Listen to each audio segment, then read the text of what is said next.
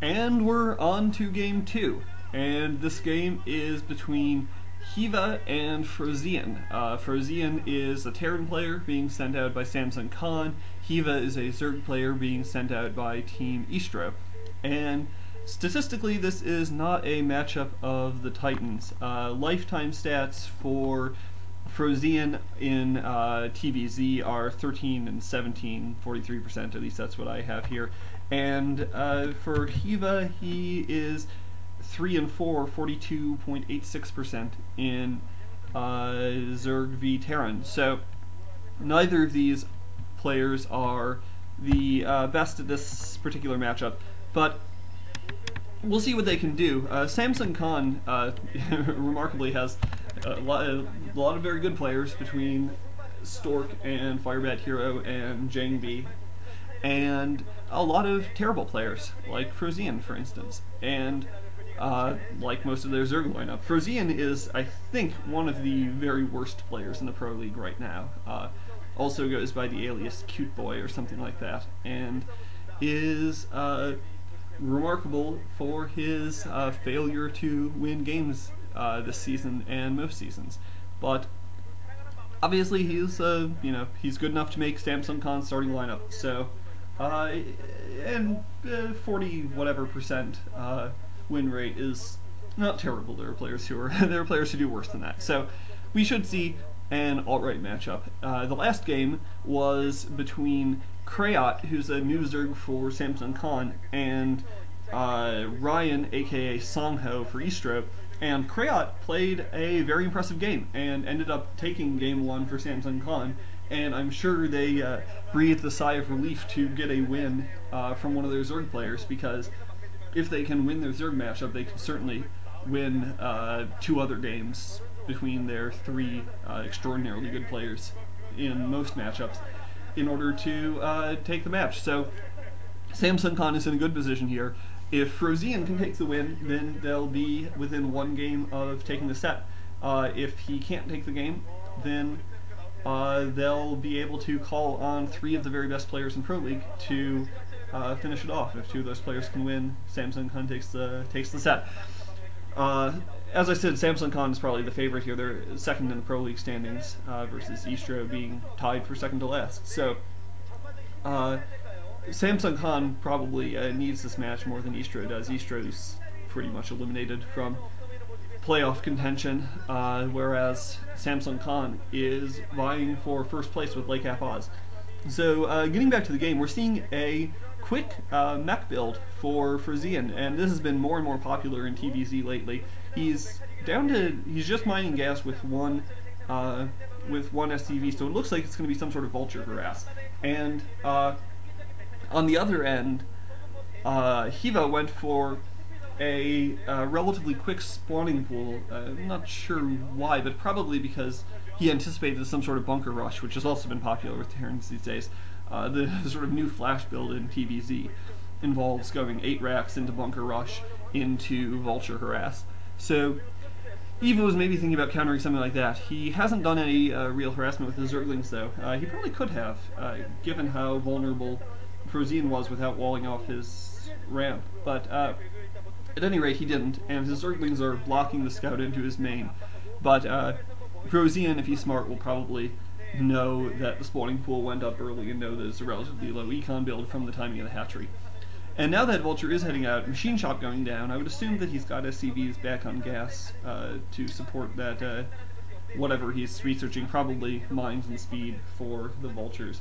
The single Vulture will be able to pick off those Zerglings if it's microed correctly. A creep colony going down there that'll morph into a sunken.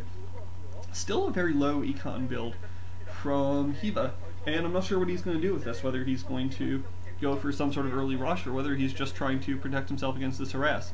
And guarding the top of his ramp, and he just needs to hold off that Vulture long enough for his sunken colony to come up, and it seems like he's going to do that. So Vulture harass effectively deterred. It has prevented the drone transfer for a little bit. So, and yep, the reason for pulling those SCVs off gas is the fast expand, which is now going down for Frozean. So he's going to try to use mines and maybe siege tech to hold off any sort of push while he gets that expansion down. Zerglings swinging around the side of the map, and I'm not sure if they're just scouting or if they're going to try for some sort of, well, run by into Frozean's base, but vultures will mop that up pretty quickly. Well, they're sure what they're doing. They're coming in now, and they're going to be turned back by those vultures. So, nothing doing on that harassment anyway.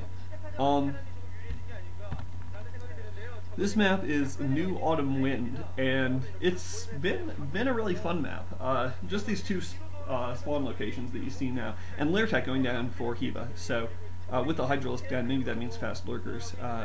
Though, as a number of commentators, I think particularly Cholera pointed out, lurkers kind of suck against mech builds. So, we'll see whether he decides to go that route.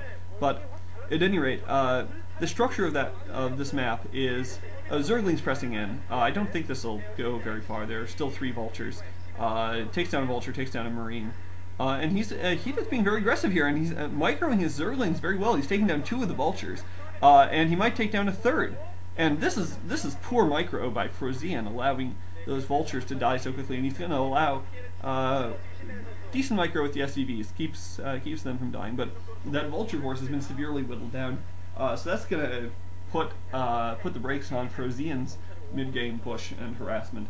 Barracks floating in there is going to get the spot on the Hydralisk down, and maybe on the lair, I'm not sure, but he'll probably infer that lair attack is up, and at least anticipate the possibility of lurkers. Anyhow, as I was saying, on this map there's basically high ground ridges surrounding a middle area, and the players have the option of either trying to press straight through the middle area and break up this sort of wide ramp in front of their opponent's natural, or going around the sides and basically just skirting along those ridges and then coming down that ramp into the natural. And it makes for some fairly open-ended play. In TVT or TVP, players can in TVP particularly, players can just try to push up the middle, and the Protoss player will try to envelop. Zerg players can try to go around the edges. That barracks being left out to die, and so Frozean will have to rebuild that to get more factories down, but he has put a couple down. I think he's got 4 factories now, so... Oh, and Zergling got in there to harass and almost picked off an SCV. Wow, and that's sloppy by Frozean allowing that to happen. He's got a number of Goliaths out. It doesn't look like upgrades are going down yet. More factories going down, so he must have replaced his barracks already. Canceling Machine Chop for some reason. I guess he doesn't figure that he wants as many tanks as he thought he did. And mines are out. I think some other tech is worrying, so he's probably getting all the Machine Shop tech out quickly.